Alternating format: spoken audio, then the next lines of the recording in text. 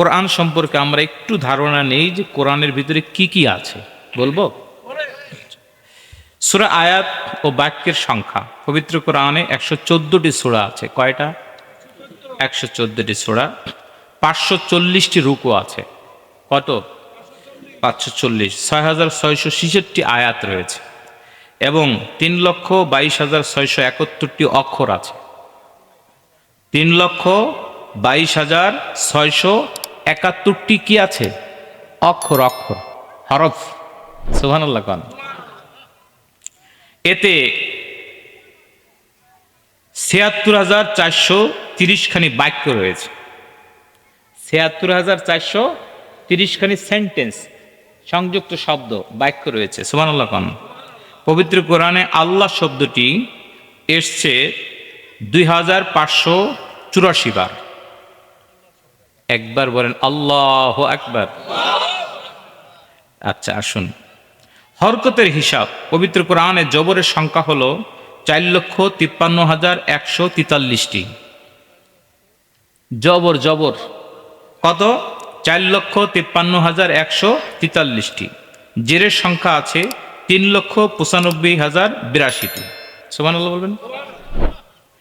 আর পেশের সংখ্যা হলো ৮,৮০৪টি। পেশ, পেশের সংখ্যা একটু কম, কি বলেন? ঠিক না? তাসদিদ, তাসদিদ কোনটাকে বলা হয়? তাসদিদ। তাসদিদ আছে ১,২৭৪টি। মাদ আছে ১,৭৭১টি। নুক্তা, নুক্তা আলিফ খালি বান নিচে, বলেন না, তার উপরে 2 নুক্তা, সার উপরে জিমিন নিচে হা, খর উপরে দাল, জালের উপরে, তারপরে কি র, র কি খালি, ঝার উপরে। সুবহানাল্লাহ বলবেন না? দেখছেন কেলাস কাকে বলা হয়? এই জন্য কোরআন শরীফ পড়বেন। কোরআন শরীফ সবচেয়ে সহজ। সুবহানাল্লাহ খান। আপনি ধরতে ভয় পান বিধায় মনে করেন এটা মনে হয় কঠিন। কোরআন শরীফে যদি কায়দা করে একবার ধরে ফেলাইতে পারেন, দেখবেন সহজ। সুবহানাল্লাহ খান। বন্ধু 7 বছর পর বেড়াইতে আসলে পরে তারে যেভাবে ধরে জড়াইয়া, এরকম ধরবেন জড়াইয়া, তোরে ধরছি আর ছাড়ছি না, দেখবেন কোরআন শরীফ ভিতরে ঢুকতেছে। বলেন না সুবহানাল্লাহ। কথা বুঝতে পেরেছেন? তাহলে নোক্তা আছে 10,05,684টি। 10,05,684 কি 84টি কি আছে? নোক্তা, নোক্তা। সুবহানাল্লাহ খান। তা থাকবে কেন? মনে তো থাকবে কোন সময় ঝগড়া করছিল ভাই, কয় কেজি কম দিছিল, এই হিসাবটা ঠিকই মনে থাকবে। কি বলেন? ঠিক না? আলহামদুলিল্লাহ। একটু রসিকতা করছে আর কি, মনে কষ্ট নিয়েন না। রাসূল পাক সাল্লাল্লাহু আলাইহি ওয়াসাল্লাম করছেন না এটা? করছেন। হুজুরের ফুফু আসছে, ফুফু একটু কালো ছিল, কালো ছিল, আব্দুল মুত্তালিবের মেয়ে আল্লাহ নবীর কাছে আসছে। কয় ফুফি আপনি তো জান্নাতে যাবেন না। কয় কেন? কালো মানুষ তো জান্নাতে যাবে না। এখন তো কান্না শুরু করে দিছে। দাঁড়ান দাঁড়ান দাঁড়ান, কান্দেন, এদিকে আসেন, এদিকে আসেন। ফুফি আপনি যখন জান্নাতে যাবেন তখন আর কালো থাকবেন না। সুবহানাল্লাহ। তখন আর কি থাকবে না? দুধে আলতা হয়ে যাবে। আহ সুবহানাল্লাহ। এই জন্য সে থাকবে না কালো, কোনো কালো কালো জিনিসই থাকবে না জান্নাতে। সুবহানাল্লাহ খান। চোখে তো ঠাউর পাইতেছি না, যাই হোক। এরপরে আসেন অক্ষরের হিসাব। যেহেতু তাফসীর তো ওই খালি জোড়াতালি দিয়ে একেবারে আয়াত করে না, জানতে হবে কোরআনটা কি। আসুন, আলিফ কোরআন শরীফে কত জায়গা আছে? আলিফ আছে 48,876টি। 48,876টি আছে আলিফ কোরআন শরীফে। আচ্ছা, বা আছে 11,428টি। সুবহানাল্লাহ বলেন। তা আছে 11,095টি। সা আছে 1276টি। সুবহানাল্লাহ কোন। জিম আছে 3,273টি। হা আছে 379টি। খ আছে 2,416টি। সুবহানাল্লাহ কোন। দাল আছে 5602টি, জাল আছে 4677টি, র আছে 11793টি, ঝা আছে 1590টি, সিন আছে 5891টি, শিন আছে 22053টি, সদ আছে 2012টি, দদ আছে 1260টি, ত আছে 1277টি, র আছে 842টি, আইন আছে 9220টি। সুবহানাল্লাহ, জোরে। গইন আছে 2208টি, ফা আছে 8499টি, কফ আছে 6813টি, কাপ আছে 9500টি, লাম আছে 30432টি। জোরে গন সুবহানাল্লাহ। মিম আছে 36560টি, নুন আছে 45,190টি, ওয়াও আছে 25,526টি, হা আছে 19,070টি এবং ইয়া আছে 45,919টি। নারে তাকবীর। কোরআনুল কারীম আল্লাহ এমন ভাবে সাজিয়েছেন, যদি ইতিপূর্বে কখনো না শুনে থাকেন আজকে শুনলেন। কি বলেন, ঠিক না? এ হচ্ছে কোরআনের ভিতরে কি কি আছে, হরফগুলো কত কতবার আছে। আসুন, পবিত্র কোরআনে 1000 আয়াতে আদেশ রয়েছে, আরো 1000 আয়াতে নিষেধ রয়েছে। যারা এই আদেশ ও নিষেধ পালন করে জীবনযাপন করবে তাদের জন্য খুশখবরি রয়েছে 1000 আয়াতে। সুবহানাল্লাহ। 1000 আদেশ করেছেন, মা আতাকুম রাসূল ফাখুযুহু ওয়া মা নাহাকুম আনহু ফান্তাহু। এটা আমার বাপ দাদার দলিল না, কোরআন বলছে যে 1000 আয়াত দিয়েছেন আল্লাহ, আদেশ করেছেন এই কাজ করো, সেই কাজ করো, হ্যান করো, ত্যান করো, ধ্যান করো, ঠিক আছে। আর নিষেধ করেছেন করো না, করো না, করো না, করো না। আর এইটা মানার জন্য যারা মানবে তাদেরকে 1000 আয়াত দ্বারা আল্লাহ জানিয়েছেন। সুবহানাল্লাহ। এত যে সত্য, পবিত্র কোরআনে বিধিনিষেধ অমান্য করবে তাদের জন্য সতর্কবাণী রয়েছে 1000 আয়াতে।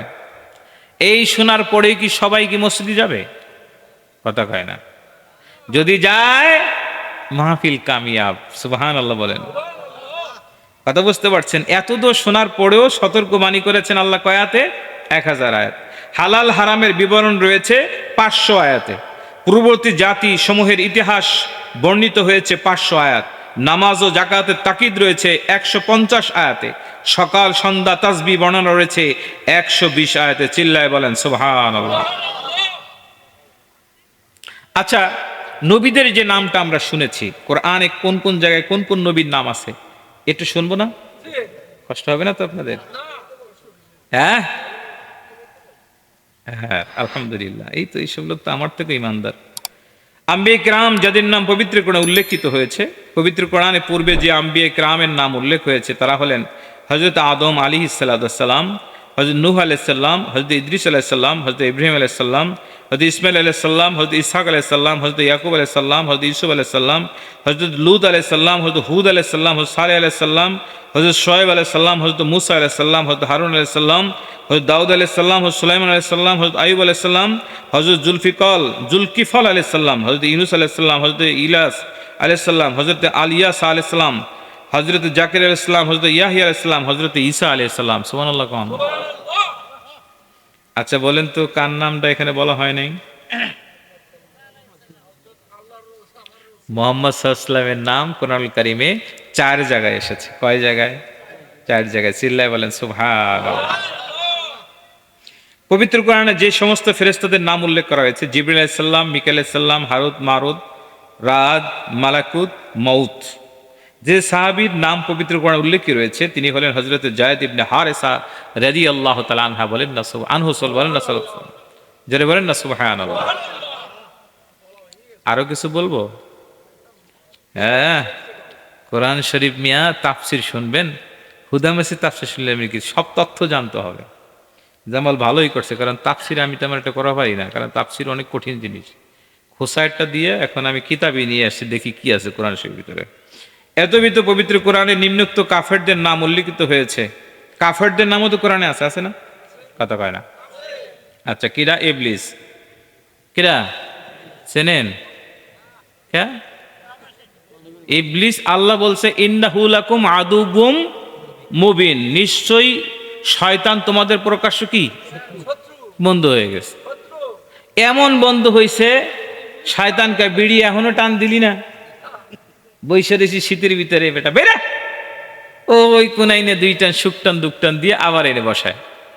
মানে কি, এখান থেকে বের করে মোটামুটি কায়দা করে শয়তান চিন্তা করে যে ওই একটু এত শব্দ দরকারটা কি, একটু বাইরে আসো বাবা, ওই কোনায় যাও, ওখানে বসে দেখে আসো বাজারটার কি অবস্থা, গরম চানাচুর ঠান্ডা চানাচুর করে থাবা দেখাইয়া চাচা কামটা করলেন কিনা, আরে দীর্ঘ সময় রয়েছে, ঠান্ডা হয়ে গেছে, দেখা অন্য সময় আবার আসিস, তোরে টাকা দেওয়া হবে। এই শয়তানি কাম ধরো, ঠান্ডাটা খাইয়া আমরা গরমই খাইছে, মিথ্যা কথা কইছে কি, মানে টাকা দিবে না এই ভয়তে 1 মুঠ খাওয়া হয়ে গেছে। ব্যাসপে 50 গ্রাম, তার অর্ধেকই খাওয়া শেষ 1 মুঠের ভিতরে। টাকা যে দিলেন না, এটা খাইলেন হালাল না হারাম? ও হত হত, আপনি দিলেন আমি দিলাম না, হারাম। লা ইয়াদখুলুল জান্নাতা লাহমুন নাবাতা মিনাস সাহ। রাসূল পাক সাল্লাল্লাহু আলাইহি সাল্লাম বলেছেন, যেই দেহ হারাম মাল দ্বারা গঠিত জান্নাতে যাবে না, যাবে না, যাবে না। এই জন্য বন্ধু, খাওয়ার ক্ষেত্রে খুব সাবধান। কি খাচ্ছেন আপনি? পাশে খ্যাত পলেই বুঝেছে দাদা, আপনি মনে করেছেন আপনার দাদার খ্যাত, সমস্যাটা কি? থাবা দিয়ে কতগুলো এনে গরুরে খাওয়াইলেন, দুধ দিল, গরুর দুধ খেয়ে আপনি ফজরের নামাজ পড়তে গেলেন, নামাজ তো কমপ্লিট। কি বলেন? এই জন্য আপনি ভালোটা বোঝেন, আমার থেকেও বেশি বোঝেন, কিন্তু পালন করতে পারছেন না। কি বলেন, ঠিক না? নফসে কয় দূর, এই এত হিসাবের দরকার নাই। ওই যে হিসাবের দরকার নেই, ধুরুকে ঝাঁকিতে ফেলাই দেয় না, তার নাম হচ্ছে মিস্টার ইবলিস। কি নাম? এরপরে ফেরাউন, কারুন, হামান, আজর, সামেরি, আবুল আহাব, এই কজনের নাম আসে। তাব্বাত ইয়াদা আবি লাহাবিন ওয়া তাব, ওয়া তাব বানা, অতাব, চাপ দিয়ে ধরতে হবে। আজকে আল্লাহ মাফ করুক, এক হাফেজ সাহেবের পিছনে থাক, কথাটা বলা ঠিক নয়। হাফেজ সাহেব তিনি নামাজ পড়াইলেন, আল্লাহ তাকে মাফ করুক। আমি ভাবছি কোন একটা সময় আলাদা জিজ্ঞেস করবো, কোরআনের হাফেজ, তাও 15 পারা, সূরা ফাতিহার ভিতরে 3টা ভুল। বলেন কি হবে? আচ্ছা, তিনি হাফেজ, কথা বুঝতে পারছেন? খুব কঠিন। আমি ঢাকায় আমার মসজিদে খতম তারাবিতে এক হাফেজ সাহেব আসছে, তিনি পড়তেছিলেন সূরা ফাতিহা। আমি জিজ্ঞেস করছি, কিন্তু সূরা ফাতিহাটা তো সবাই মুখস্থ জানে না, কি দিয়ে বলেন মুখস্থ না সবাই? ওই যে এক লোক সৌদি আরবে যে হজ করে আসে, চাচা ওই দেশের মানুষের ভাষা কেমন হলো? বাবা আলহামদু সূরাটাই শুধু বাংলায় কইছে, আর বাকি সবগুলো আরবিতে কইছে। আলহামদু সূরা কি বাংলায় কইছে? মানে ওটা সুন্দর সুন্দর মুখস্থ হয়ে গেছে, তাদের মনে করছে যে ওটা বাংলায়, আসলে কি বাংলায়? এই জন্য খুব সাবধান। শুরু করছে সূরা ফাতিহা, আলহামদুলিল্লাহ, আলহামদু, আল হামদু, আল হামদু, হামদু, হামদু। আমি, আমার পাশে আরো কয়েকজন হাফেজ সাহেবরা ছিলেন বসা, তা আমার কাছে তো, তাই আমি বলি যে বাবা জি আরেকবার পড়েন, আরেকবার পড়েন। আচ্ছা, আমি বললাম যে আলহামদুর হাটা হাই হুত্তি না হাই হাওয়াজ, এটা বড় হা না ছোট হা? এখন মুখের দিক তাকায় হুজুর হাই হাওয়াজ। আমি, তুমি কতবার পড়ছো, কত হাজার বার পড়ছো সূরা ফাতিহা? পাশের থেকে আমার হাত চিপড়ে ধরেছে, হুজুর কেমনে হইল বিষয়টা? আমি, আপনি শোনেন, ভালো করে শোনেন। সূরা ফাতিহা আলহামদু সারা জীবন পড়ে আসছে, সারা জীবন সে আলহামদু যদি পড়ে, তার কি নামাজ হয়েছে? আলহামদু হাই হুত্তিরে বানাইছে কি হাই আওয়াজ। মুহাম্মাদুর রাসূলুল্লাহ বলে না, মুহাম হবে না, মুহাম্মাদুর রাসূলুল্লাহ, একেবারে খুব স্টাইল করে মুহাম্মাদুর রাসূলুল্লাহ, মুহাম্মাদুর রাসূলুল্লাহ। কথা কি বুঝতে পেরেছেন? কয়জন পাইলাম? ইবলিস, ফেরাউন, কারুন, হামান, আজর, সামেরি, আবুল আহাব। এই কয়জন ছিল কি? কাফের। কথা বলেন কি? পবিত্র কোরআনের বৈশিষ্ট্যটা কি একটু জানতে হবে আমাদের, ঠিক না? পবিত্র কোরআন একমাত্র গ্রন্থ যা সুস্পষ্ট ভাষায় ঘোষণা করে আমি আল্লাহ পাকের কালাম, আল্লাহ পাকের তরফ থেকে অবতীর্ণ হয়েছি। বলেন না সুবহানাল্লাহ? আরো জোরে বলেন। আলিফ লাম মিম যালিকাল কিতাব লা রাইবা ফীহি। আলিফ লাম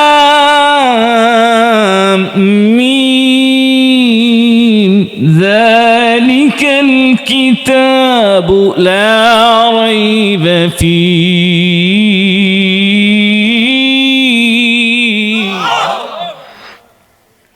কি বললো আল্লাহ এখানে? আলিফ লাম মিম কনজাস্টেড হরুফে মুকাত্তাআত আল্লাহু আ'লাম বিমুরাদিহি। আলিফ লাম মিম এটার কিছুই কেউ জানে না। আল্লাহু আ'লাম বিমুরাদিহি আল্লাহর ইরাদায়ের মুরাদ সব ভালো জানেন। সুবহানাল্লাহ কোন। যালিকাল কিতাবু লা রাইবা ফীহি। আল্লাহু আকবার। বন্ধুরে, পৃথিবীর ভিতরে লক্ষ লক্ষ কোটি কোটি কিতাব আছে। সমস্ত কিতাব একত্রিত করে যদি পাণ্ডুলিপি করা হয়, আপনি যদি দেখতে থাকেন, একটা কিতাবে কোনো জায়গায় এই কথা বলে নাই যালিকাল কিতাবু লা রাইবা ফীহি। এই কিতাবের ভিতরে কোনো সন্দেহ শোভা আছে?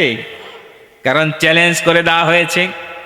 আল্লাহ নবী ওকাজার মেলায় বেশি কিছু লেখেন নাই, সূরা কাউসার লিখলেন ইন্না আ'তাইনাকাল কাউসার ফাসাল্লি লিরাব্বিকা ওয়ানহার ইন্না শানিয়াকা হুয়াল আবতার। আল্লাহু আকবার। টানায় দিলেন বড় বড় কবিরা। যে কবিরা একটা অক্ষর দিয়ে কবিতা লিখত, বিবির গোপন স্থানের জায়গা নিয়ে তারা বিভিন্ন ধরনের লেখালেখি কবিতা লিখত। একটা কাপড় নিয়ে লিখতো, চোখের ভুরু নিয়ে লিখতো, চোখের পাপড়ি নিয়ে লিখতো, কান নিয়ে লিখতো, নাকের নাসিকা নিয়ে লিখতো, দাঁতের ফিলিক দিয়ে হাস দিলে যেরকম নূর বের হয় তা দিয়ে তারা কবিতা লিখতো। আরবের এত বড় বড় কবিরা ছিল যাদের জ্ঞানের পরিধি ছিল। কোনো ব্যক্তিকে যদি আপনি জিজ্ঞাসা করতেন তোমার নাম কি, ও বাবার নাম, দাদার নাম, পরদাদার নাম, তার দাদার নাম, তার দাদার নাম, তার বাবার নাম, 14 পুরুষের নাম এট এ টাইমে বলতে পারতো। এত বড় একজন জ্ঞানী, এত বড় বড় পণ্ডিত, পুরোহিত, দার্শনিক, গবেষক, সায়েন্টিস্ট যারা ছিল, আরবের বড় বড় কবিরা, মেলায় তারা হাজির হলে ওই মেলার ভিতরে তাদেরকে পুরস্কার দেওয়া হতো। যার কবিতাটা এত সুন্দর হতো সে শ্রেষ্ঠ পুরস্কার পেয়ে যাইতো। আল্লাহ নবী বেশি কিছু করলেন না। হুজুর কোরআনকে নিয়ে যখন তারা এত বাড়াবাড়ি করতেছিল, কোরআন নিয়ে অনেক বলাবলি করছিল, বলছিল মানব রচিত, মানুষের দ্বারা তৈরি, বিভিন্ন কথা বলেছিল। আল্লাহ নবী তেমন কিছু করেননি। আল্লাহ নবী সূরা কাউসারকে লেখে টানায় দিলেন কাবা শরীফে। বড় বড় কবিরা এসে তাকায় ঝিমায় যায়, এক মাথা থেকে আর এক মাথায় যায়, হাঁপায়া যায়, ঘামায়া যায়, ক্লান্ত হয়, চিন্তা করে টেনে লম্বা করার মতো তো কোনো কিছুই দেখতে পাই না। যে অক্ষরটা দিয়ে পড়ি, যেদিকে নজর করি তার ভিতরে জ্ঞান লুকানো আছে।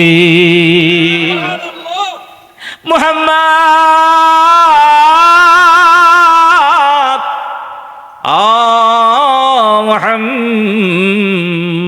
সাল্লাল্লাহু কি এমন একটা জিনিস তুমি টানায়া দিলা। আমরা আরবের বড় বড় কবিরা না পারলাম লম্বা করতে, না পারলাম খাটো করতে, না পারলাম এটার ব্যাখ্যা বিশ্লেষণ করতে, কিছুই তো বুঝতে পারলাম না। ইন্না হাযা লাইসা কালামিল বাশার, এটা কোনো মানব রচিত ভাষা নয়, এটা একমাত্র আল্লাহর কালাম। বলেন না সুবহানাল্লাহ। বন্ধুরে, এমন একটা গ্রন্থ আপনাকে পাঠালো, যেই কিতাবটাকে আপনি তাকের উপরে রেখে দিলেন, কোনোদিন দেখলেন না। বিবি সুন্দর করে একটা চার্ট করেছে, এত সুন্দর করে বিশাল ফর্দ দিয়ে বাজারে পাঠিয়ে দিলেন বাজার করার জন্যে। মানি ব্যাগের তলের ভিতরে ঢুকাইছেন, মনে নাই, তা তালাশ করলেন, বাজার ঘুরলেন, কি আনলেন, কিছুই আনতে পারলেন? ফর্দ দেখলেই তো পারবেন, ঠিক না?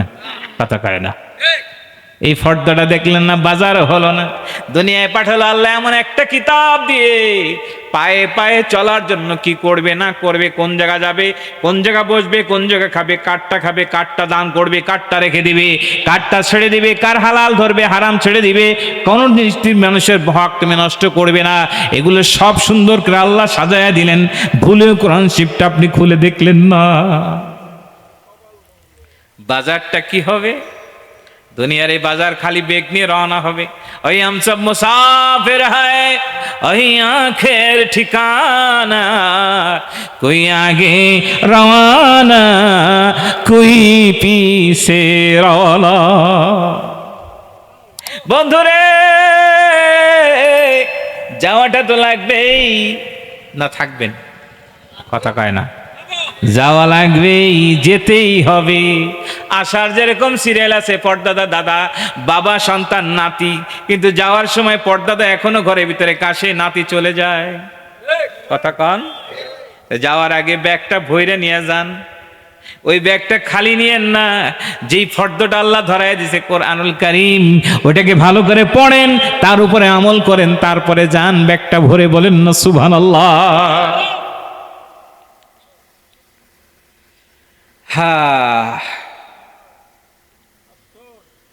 বন্ধু আসুন, চতুর্থ রুকু থেকে অল্প কিছু কথা বলি, না হলে আজকে হক আদায় হবে না। আল্লাহ বলছেন, বিসমিল্লাহির রহমানির রহিম, وإذ قال ربك للملائكة إني جاعل في الأرض خليفة قالوا أتجعل فيها من يفسد فيها ويسفك الدماء ونحن نسبح بحمدك ونقدس لك قال إني أعلم ما لا تعلمون। শুরু হয়ে গেল। পরওয়ারদিগার দু আলম কি সুন্দর করে বললেন, আমি আমার প্রতিনিধি স্থলাভিষিক্ত নিযুক্ত করতে চাই খলিফা। সুবহানাল্লাহ কোন। ইন্নী জাইলুন ফিল আরদি খলিফা, প্রতিনিধি। সুবহানাল্লাহ কোন। দর্জিরে মানুষ খলিফা বলে, খবরদার, কাপড় চুরি করে তারে খলিফা বানানো যায় না। কথা কয়। গোপন করে, গোপন, এর আরেকটা অর্থ আছে। খলিফা শব্দের অর্থ গোপন করা। কি করা? গোপন কি? মানুষের সমস্ত অপরাধগুলো গোপন করে ফেলে। সুবহানাল্লাহ কোন। অর্থাৎ যে গুনাহগুলো আপনি করেছেন সব খলিফার মাধ্যমে মিটে যায়। বলেন না সুবহানাল্লাহ। এই জন্য কি বলছে, ইন্নী জাইলুন ফিল আরদি খলিফা। আল্লাহ বলতেছেন, আমি আমার স্থলাভিষিক্ত নিযুক্ত করতে চাই যারা দুনিয়ার বুকে আমার প্রতিনিধিত্ব করবে। চিল্লায় বলেন সুবহানাল্লাহ। ফেরেশতা দাঁড়ায় গেল। আতাজআলু ফিহা মান ইউফসিদু ফিহা ওয়া ইয়াসফিকুদ দিমা।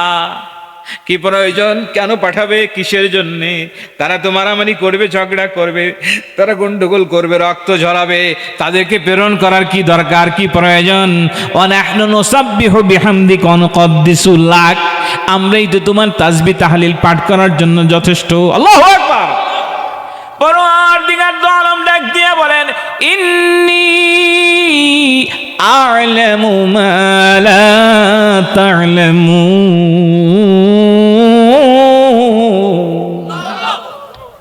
ও ফেরেশতা, আমি যা জানি তোমরা জানো না। সুবহানাল্লাহ কোন। আল্লাহ যা জানে ফেরেশতা কি জানে? কারণ আল্লাহ জানেন ফেরেশতার কোনোদিন প্রতিনিধি হতে পারবে না।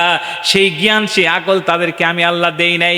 সৃষ্টি করার ক্ষেত্রে ফেরেশতাদেরকে আল্লাহ দুইটা জিনিস দিয়েছেন, না একটা জিনিস দিয়ে, একটা উপাদান দিয়ে তাদেরকে সৃষ্টি করেছেন, সেটা হচ্ছে আকল, কি জ্ঞান। কিন্তু মানুষকে আল্লাহ দুইটা উপাদান দিয়েছেন। এক নম্বর হচ্ছে আকল, আরেকটা হচ্ছে শাহওয়াত, জ্ঞান এবং লিপ্সা, সেক্স। সুবহানাল্লাহ কোন। এই কারণে যার সেক্স নাই সে জানে না। ফেরেশতাদের এই গুনাহ, এই জন্যই তারা বুঝতে পারে না। মানুষ যখন সৃষ্টি করবে, পরওয়ারদিগার দু আলম যখন বললেন, বাধা তারা দিয়ে দিল। এই বাধাটা হিংসার কারণে নয়, হিংসার কারণে না। তারা বাধা দিছে, জিন জাতিকে আল্লাহ পৃথিবীতে মানুষ পাঠানোর 2000 বছর পূর্বে পাঠিয়েছিলেন। সুবহানাল্লাহ বলেন। এরা আগে আসছে। এরা কি করছে? আগে আসছে। আয়েশা তাদের হাতে দায়িত্ব দেওয়ার পরে দেখে যে ওরা কিছুই করতে পারেনি, খালি মারামারি করছে, ঝগড়া করছে, ভাগবাটোরা করছে, ঝামেলা করছে। তাদের প্রতিনিধি হওয়ার মতো ক্ষমতা নাই। এই জন্য আল্লাহ জিন জাতি দিয়ে আউট করে দিলেন। ফেরেশতারা তো এগুলো দেখছে, কি পরিমাণ মারামারি করছে আর কামড়াকামড়ি করছে। জিন আছে না এখনো সমাজে? জিন আছে, জিন আছে। তেনারা কি করে? নিজেদের ভিতরে শান্তি না পাওয়ার কারণে মানুষের কাছে যায়। কারণ মানুষ তো মাটি, ঠান্ডা, যেটার উপর আটকে যায় ওকে যাইতে চায় না, তখন ওই ঝাড়ু দিয়ে পিড়িয়ে তাই বিদায় করতে হয়। কথা কি বুঝতে পারছেন? এর কারণ কি, ওরা নিজেরা থাকতে পারে না, খুব কঠিন অবস্থা। বন্ধুরে আমার শুনুন, এখন পরওয়ারদিগার দু আলম কত সুন্দর কথা বললেন, ফেরেশতারা রে তোমাদেরকে আমি সেই জ্ঞান দিইনি যা দ্বারা তোমরা নেতৃত্ব দিবে। নেতৃত্ব দেওয়ার জ্ঞান ফেরেশতাদেরকে দেওয়া হয় নাই। সমাজের ভিতরে বিচার আচার, ফৌজদারি মামলা মোকদ্দমা, ভাগবাটোয়ারা সবকিছু করার জ্ঞান মানুষকে আল্লাহ দিয়েছেন। সুবহানাল্লাহ। কে বলেন ঠিক না? এই জন্য আল্লাহ প্রতিনিধি কেমনে বানিয়েছেন। নবী পয়গম্বর আলাইহিস সালাতু ওয়াস সালামকে আল্লাহ কত জ্ঞান দিয়েছেন। সুবহানাল্লাহ। জ্ঞান দেওয়ার ক্ষেত্রে আদি পিতা আদমকে আল্লাহ সর্বপ্রথম জ্ঞান দিয়েছেন। কি করেছেন? এই যে এখানে আছে কি সুন্দর, ওয়াল্লামা আদম আল আসমাআ কুল্লাহা সুম্মা আরাদাহুম আলাল মালাইকাত ফাকালা আনবিউনি বিআসমাই হাউলাই ইন কুনতুম সাদিকিন। আল্লাহু আকবার বলেন। কি বলেছে? ওয়াল্লামা আদম আল আসমাআ কুল্লাহা, আল্লাহ আদমকে সব শিক্ষা দিলেন, সব কিছুর নাম শিখালেন। কারণ নেতৃত্ব দিতে হলে যদি না জানে পাও পরে কয়ে ফেলবে কদুরি কবি বাগুন, ঠিক কিনা বলেন? সব নাম তো আল্লাহ শিক্ষা দিবেন। পরওয়ারদিগার দু আলম আদি পিতা আদমকে 6 লক্ষ ভাষা শিক্ষা দিয়েছেন। কয় লক্ষ? জোরে বলেন। আপনি কয়টা জানেন? সর্বোচ্চ একটা, তারপরে যদি হাফটা হয় আর কি। মানে কি, বাঙালি তো বাংলা ভাষা তো আর নাই, ইংরেজি দু একটা মারে, কারণ সি আর ইংরেজি না, কথা কয় না। এই কিছু ইংরেজি তো আছে, একেবারে বাঙালি কয়েছে হুজুর কি যে কন, আর মোটেই জানি না তা হয় কেমনে। কথা বুঝতে পারছেন? সে বাঙালি তো নামে বাঙ্গালা, বাংলা শব্দ না, বাঙ্গালা। যারা অনার্স পড়েছেন, আলালেল গুরার দোলাল টেকচাঁদ ঠাকুরের লেখা এই প্রবন্ধটা পড়বেন, সেখানে লেখা আছে বাংলা নয় বাঙ্গালা, সংস্কৃতি ভাষা, সংস্কৃতি না সংস্কৃতি ভাষা। সুবহানাল্লাহ।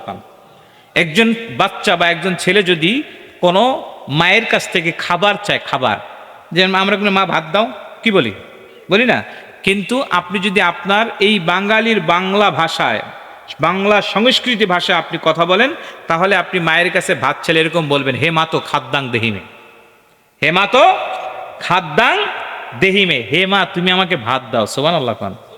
জীবনে কইছেন বাঙালি, এই বাঙালি, বুঝতে পেরেছেন? আচ্ছা, কি বলছে আল্লাহ?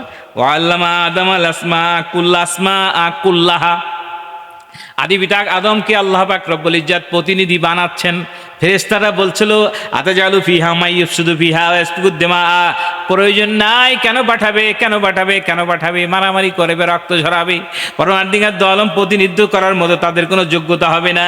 তখন আল্লাহ পাক রব্বুল ইজ্জত আদি পিতা আদমকে শিক্ষা দিলেন তামাম পৃথিবীর সব নাম। সুবহানাল্লাহ। এই নামের ক্ষেত্রে কতগুলো আছে? 6 লক্ষ ভাষা। কয় লক্ষ? সারা পৃথিবীতে জাতিসংঘের হিসাব অনুযায়ী মানুষ 4000 ভাষায় কথা বলে। কয় হাজার? বাংলাদেশে নোয়াখালীর ভাষা, সিলেটের ভাষা আর চট্টগ্রামের ভাষা কি এক?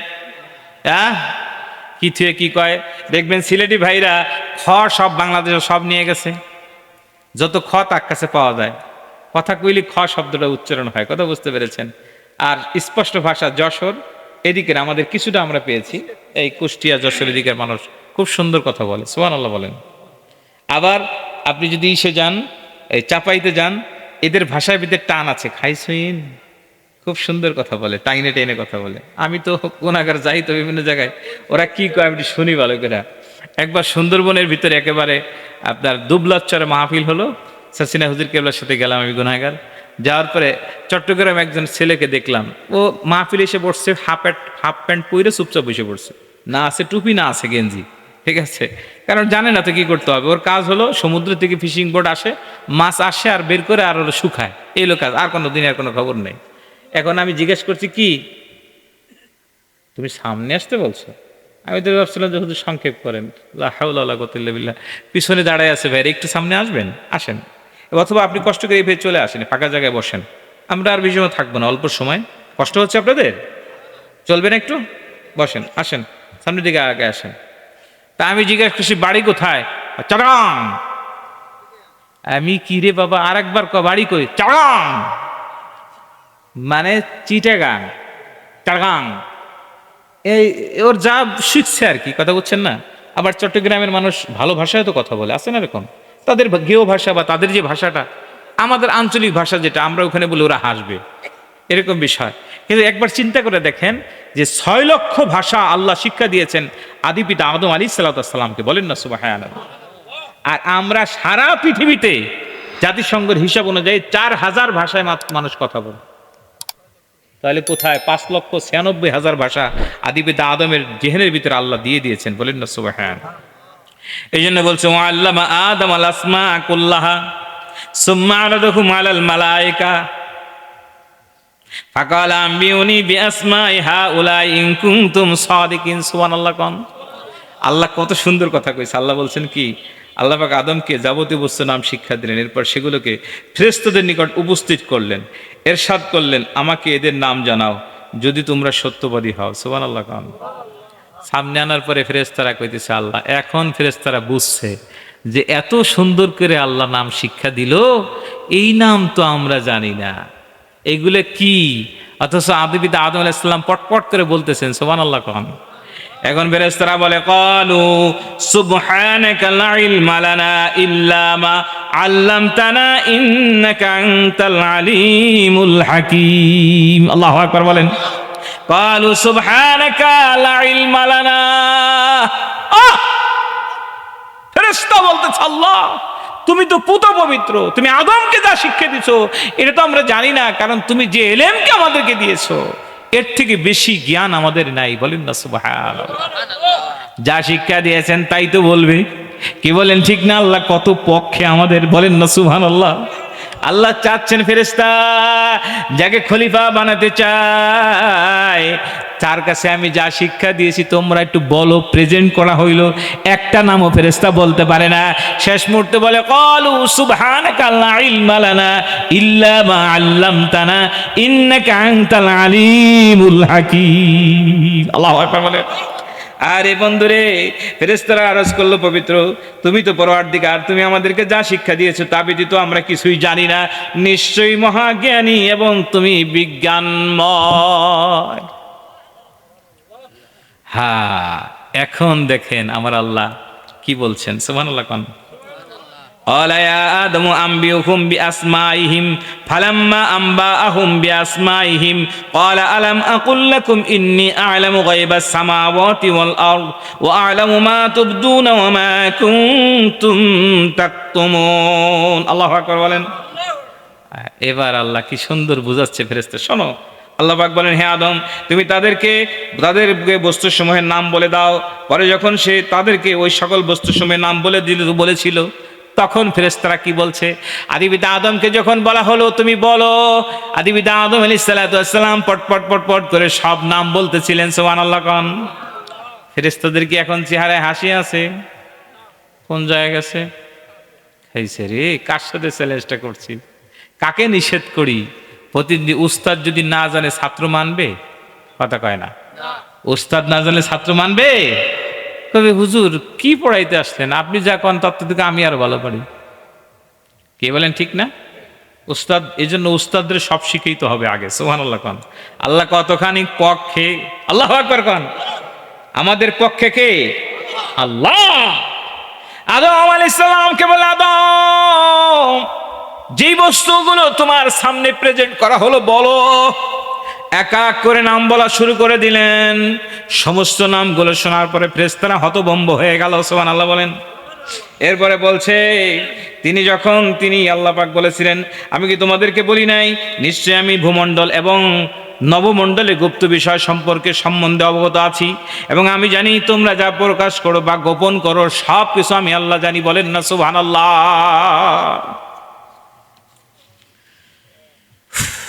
এখন সুযোগ পেয়ে আল্লাহ বলছেন, কি বলছেন? ওয়াইয কুলনা লিল মালাইকাতি ইসজুদু লিআদামা ফাসাজাদু ইল্লা ইবলিস।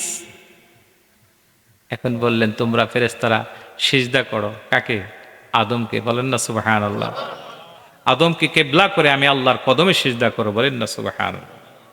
আবা ওয়াস্তাকবারা ওয়া কানা মিনাল কাফিরিন। সবাই সিজদা করলো, ইবলিস কয় আমার দ্বারা সম্ভব না, কাফেরদের অন্তর্ভুক্ত হয়ে গেল। বলেন না নাউযুবিল্লাহ। জোরে বলেন না নাউজুবিল্লাহ। বন্ধু, এগুলোর ব্যাখ্যা করতে গেলে তো বহু সময় লাগবে, আর ব্যাখ্যা করার সুযোগ নেই, অল্প একটু বলছি। তারপরে কি বলছেন আল্লাহ? সুসংবাদ দিলেন আল্লাহ, وقلنا يا آدم اسكن أنت وزوجك الجنة وكلا منها رغدا حيث شئتما ولا تقربا هذه الشجرة فتكونا من الظالمين। আল্লাহু আকবার বলেন। সব কমপ্লিট করার পর ফেরেশতাদের সিজদা দেওয়া শেষ, কাফের হয়ে গেল ইবলিস, ওর তো মিজাজ খারাপ, আদম আলাইহিস সালামকে সিজদা দেয় না, দেহে কাফের, তোমার জন্য আমার এত কিছু হইল। এরপরে আল্লাহকে, আদম যাও তুমি জান্নাতে বসবাস করো। জান্নাতে ঢোকার পরে হাওয়াকে ছড়ি করে দিলেন, এরপরে বললেন শান্তিতে থাকো। সুবহানাল্লাহ কন। শান্তিতে থাকার পরে একটা ব্যারিকেড দিলেন, এই দরজার বাইরে যাবা না, এই জায়গাটা যাবা না, এখানে একটা গাছ আছে, এই গাছের কাছে কি কথা কয় না। আচ্ছা বলেন তো, আদি পিতা আদম এবং মা হাওয়া কত বছর জান্নাতে ছিলেন? এই তো প্যাঁচ লেগে গেছে, 350 বছর তো কাঁদছে। জান্নাতে ছিলেন কত বছর শুনছেন কোনোদিন? জান্নাতে ছিলেন হলো 1 ওয়াক্ত সময়। কয় ওয়াক্ত? জান্নাতের 1 ওয়াক্ত মানে 130 বছর। সুবহানাল্লাহ খান। কত বছর? 130 বছর জান্নাতে ছিলেন, অথচ নামাজের 1টা ওয়াক্ত সময়। সুবহানাল্লাহ বলবেন না? 130 বছর জান্নাতের ভিতরে থাকার পরে মিস্টার ইবলিস খুব কলা কৌশল করে ভিতরে ঢুকছে। ভিতরে ঢুইকা ইবলিস এখন তাকে ফাজাল্লাহুমা শাইতানু আনহা ফাখরাজাহুমা মিম্মা কানা ফি ওয়াকুল্না ইহবিতু বা'দুকুম লিবা'দিন আদুওয়ান ওয়া লাকুম ফিল আরদি মুস্তাকাররুন ওয়া মাতাউন ইলা হিন। আল্লাহু আকবার বলেন। এত সুন্দর কথা আপনি তো কোরআন শরীফ খুললেন না কোনোদিন, কেমনে বুঝবেন?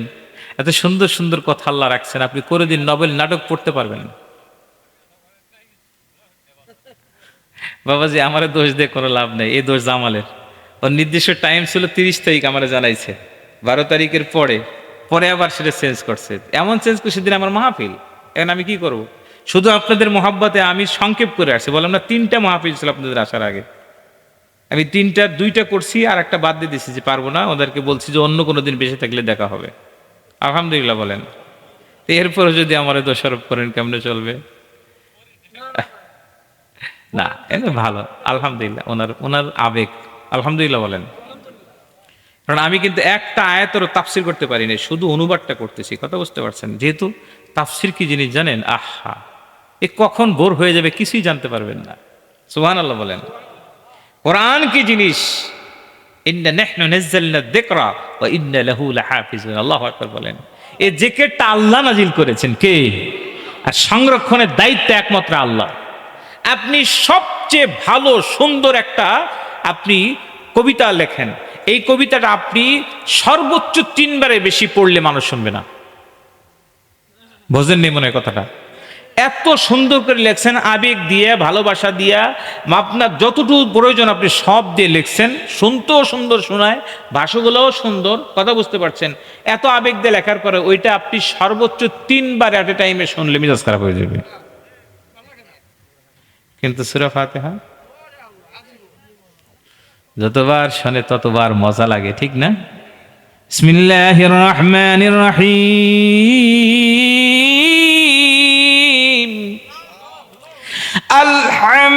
আলহামদুলিল্লাহি রাব্বিল আলামিন আর রহমানির রহিম মালিকি ইয়াউমিদ্দিন ইয়াকা না'বুদু ওয়া ইয়াকা নাস্তাঈন।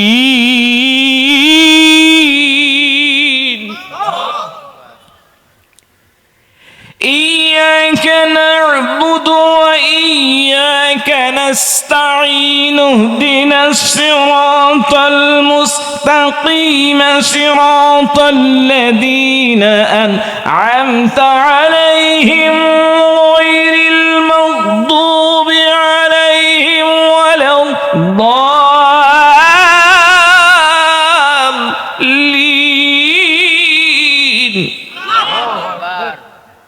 যতবার শুনবে ততবার শুনবে, যতবার শুনবে ততবার শুনবে। একবারের জন্য কখনোই মনের ভিতরে বাধা আসবে না। যতবার শুনবে কোরআন তেলাওয়াত, সূরা ফাতিহা প্রত্যেক ওয়াক্তে নামাজে পড়া হয়, কিন্তু একবারের জন্য বিরক্ত হয় না। ইমামের চাকরি যায় না? যায়? ইমাম সাহেব কেন আপনি সূরাটা প্রত্যেক দিন পড়েন, আপনি কি আর একটা সূরাও পারেন না? আবার দেখবেন কোরআন শরীফ নামাজের ভিতরে যদি একটা সূরা বারবার দিয়ে নামাজ পড়ায়, তারপরে দেখবেন একটু ঝামেলা হয়ে যায়, হুজুর কি একটা সূরাই পারে নাকি? ঠিক না? কিন্তু সূরা ফাতিহা এতবার পড়ে একবারের জন্য কষ্ট লাগে না, কারণ এটা হচ্ছে কোরআন যা আল্লাহ পাক রব্বুল ইজ্জত মানুষের জন্য পাঠিয়েছে। সুবহানাল্লাহ। হাযাল্লাহুমা শাইতানু আনহা ফাখরাজাহুমা মিম্মা কানা ফি, শয়তান তাদের পদস্খলন ঘটিয়ে দিল এবং তারা ছিল সেই সুখ সম্মান থেকে তাদেরকে বহিষ্কার করলো। এবং আমি বলেছিলাম যে তোমরা বেহেশতের থেকে নেমে যাও, তোমরা একে অন্যের শত্রু, আর জগতে তোমাদের জন্য এক নির্দিষ্ট সময় অবস্থিত ভোগ সম্পদ রয়েছে।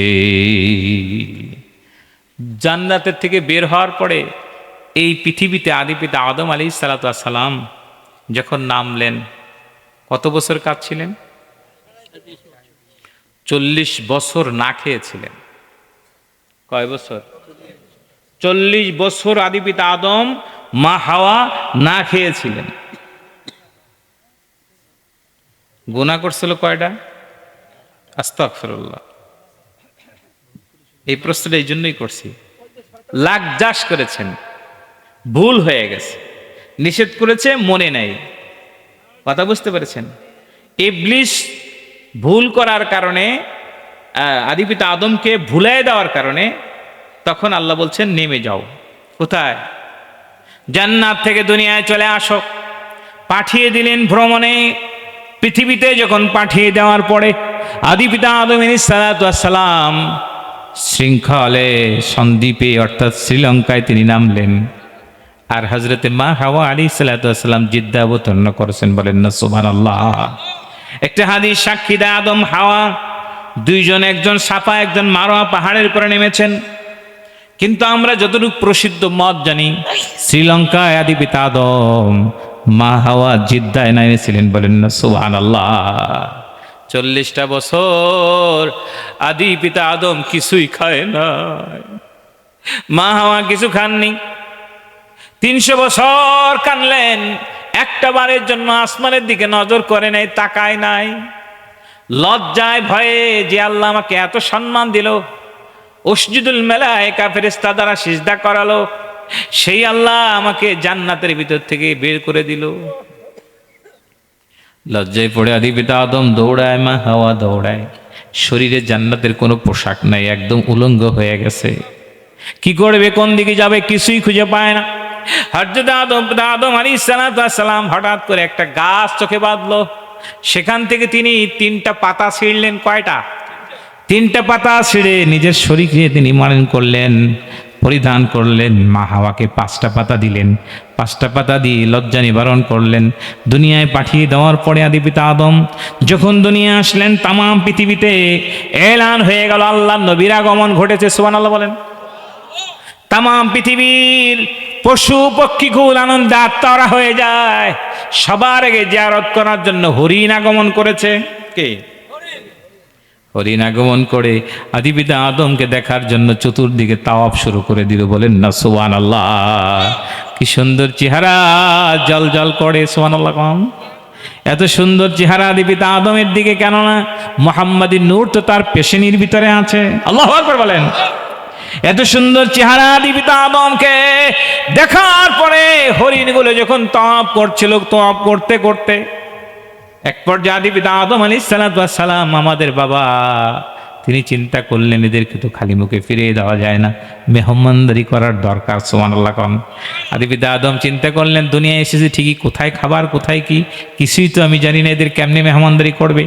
জান্নাত থেকে যেই পাতাগুলো নিয়ে এসেছে ওই পাতাগুলো ছিঁড়ে ছিঁড়ে ছিঁড়ে ছিঁড়ে হরিণদেরকে তিনি খাওয়ালেন। বলেন না সুবহানাল্লাহ। যেই হরিণটা এই পাতা গ্রহণ করেছে, খেয়েছে, ওই হরিণের নাভির ভিতরে মিশকাম্বার পয়দা হয়েছে, কস্তরি পয়দা হয়েছে। সুবহানাল্লাহ বলেন। এটা হচ্ছে জান্নাতের সেই ফল যেটা আমরা পড়ি, অত্তিন ওয়াজ্জাইতুন ওয়া তুরি সিনিন ওয়া হাযাল বালাদিল আমিন।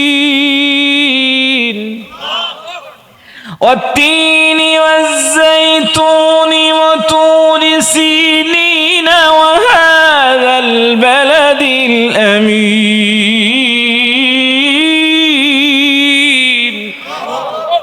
এই তিন গাছের ফল যে তিন, এই তিন গাছের পাতায় আদি পিতা আদম শরীরে লাগিয়েছেন, মা হাওয়া পাঁচটা জড়াইয়া ছিলেন।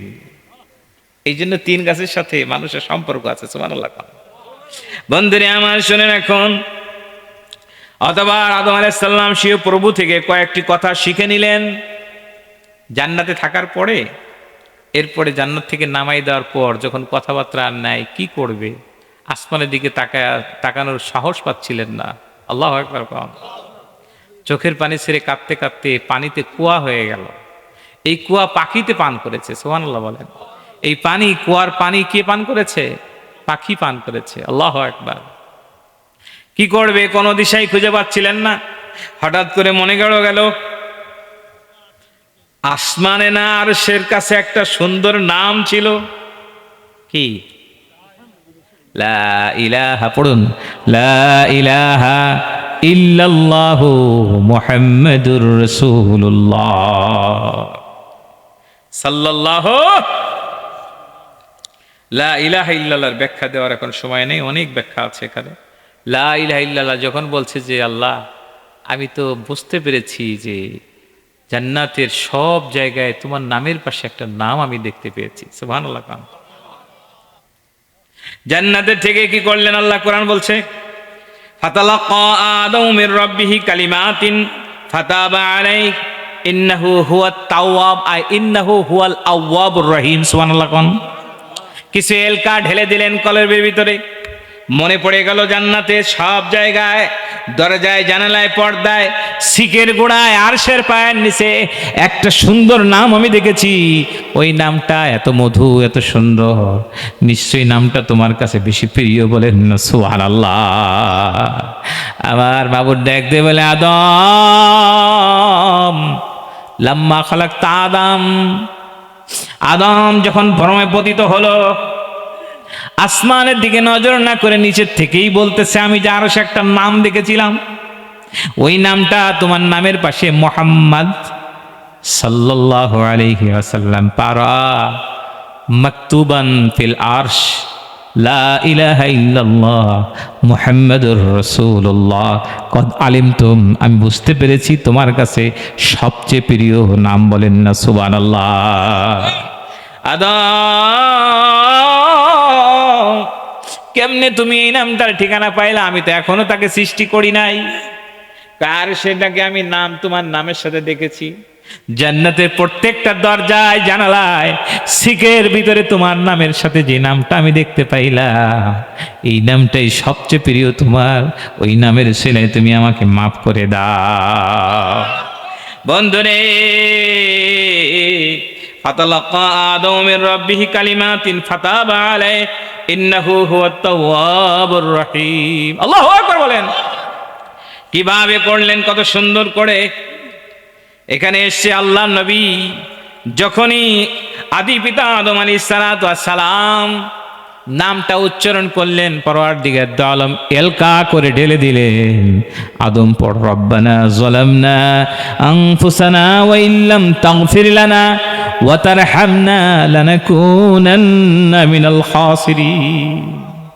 তাসবিহ শুরু হয়ে গেল। রব্বানা পড়েন, রব্বানা যালামনা আনফুসানা ওয়া ইল্লাম তাগফির লানা ওয়া তারহামনা লানাকুনান্না মিনাল খাসিরিন। খুলে দেখুন, আল্লাহ নবী থেকে হযরত আব্দুল্লাহ ইবনে আব্বাস রাদিয়াল্লাহু তাআলা একটা হাদিস বর্ণনা করেন, তাম পৃথিবীর মানুষের চোখের পানি যদি একত্রে করা হয়, হযরত দাউদ আলাইহিস সালাতু ওয়াস সালামের চোখের পানির সমান হবে না। সুবহানাল্লাহ। হযরত দাউদ আলাইহিস সালাতু ওয়াস সালাম, তাম পৃথিবীর মানুষের চোখের পানি আর দাউদের পানি যদি একত্রে করা হয়, হযরত নূহ আলাইহিস সালামের চোখের পানির সমান হবে না। তাম পৃথিবীর মানুষের চোখের পানি, হযরত দাউদ আলাইহিস সালামের চোখের পানি, হযরত নূহ আলাইহিস সালামের চোখের পানি যদি একত্রিত করা হয়, আদি পিতা আদম আলাইহিস সালামের চোখের পানির সমান হবে না।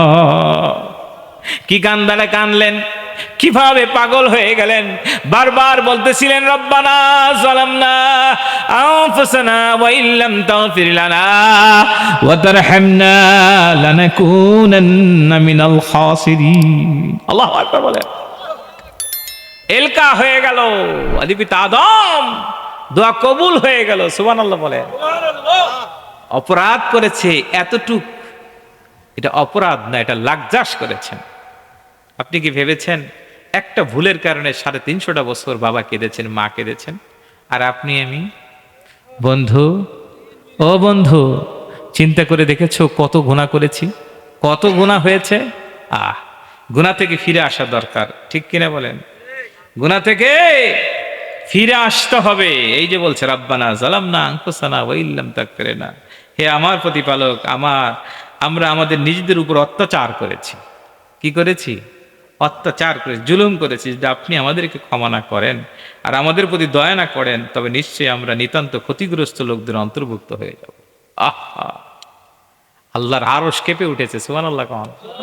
কারণ আল্লাহ এত সুন্দর কইরা সারা পৃথিবীর মাটির নির্যাস দিয়ে যাকে কুদরতি হাতে তৈরি করলেন, তাকে জান্নাতে থাকতে দিলেন, এত আরাম আয়াস করার ব্যবস্থা করলেন, সেখান থেকে দুনিয়ায় পাঠালেন।